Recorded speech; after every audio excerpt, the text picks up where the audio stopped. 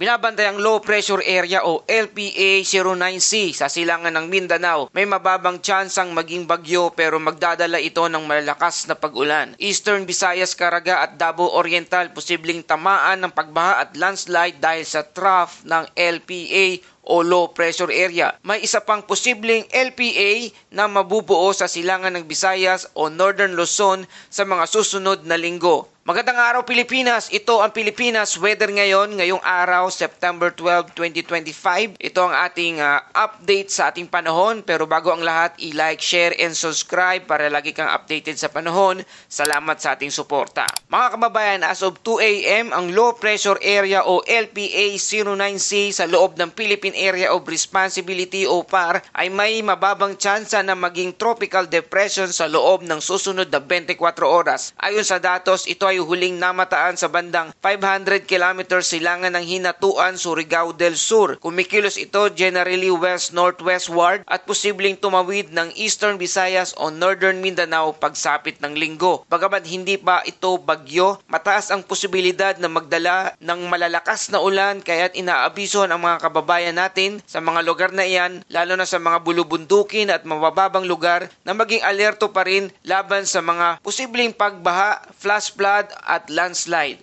Samantala, may isa pang tropical cyclone threat forecast na posibleng maging LPA o low pressure area sa silangan ng Visayas o Northern Luzon. Sa mga darating linggo, patuloy nating itong babantayan kung ito'y papasok din sa ating Philippine Area of Responsibility o PAR. At para sa ating forecast weather conditions sa Eastern Visayas, Caraga at Davao Oriental, cloudy skies with scattered rain and thunderstorm dahil sa trough ng LPA o buntot ng LPA.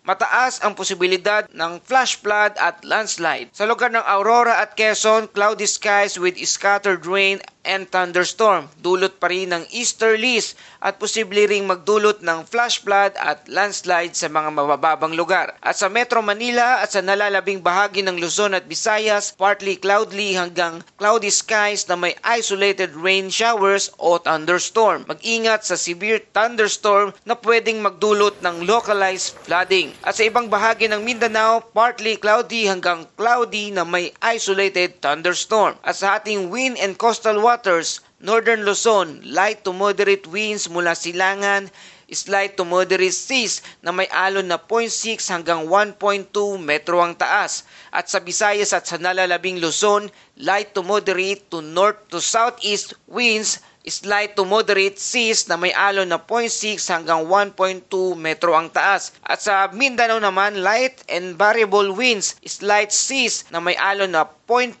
to 1 meters. Mga kababayan, habang mahina pa ang tsansa ng LPA o low pressure area na maging bagyo, hindi ibig sabihin na ligtas na tayo. Kung babalikan natin noong September 2018, may kahalintulad ding LPA na hindi naging bagyo ngunit nagdulot ng matinding pagbaha sa Visayas. Ibig sabihin, kahit hindi maging ganap na bagyo, malakas pa rin ang epekto ng mga kaakibat na pag-ulan. Kaya't mga kababayan sa Visayas at Mindanao, doblehin ang pag-iingat lalo na sa mga bundok at ilog na minsan ang ulan ay mas delikado kaysa hangin. At para sa ating daily Bible verse for inspiration mula sa Awit 46 verse 1, ang Diyos ang ating kanlungan at kalakasan, handang saklolo sa oras ng kagipitan. At yan ang ating latest update ng ating panahon. Para po sa karagdagang impormasyon, bisitahin lamang ang Pag-asa DOST sa www.pag-asa.dost.gov.ph. At huwag kalimutang mag-like, share, and subscribe dito sa Pilipinas Weather ngayon, na lagi nagpapaalala,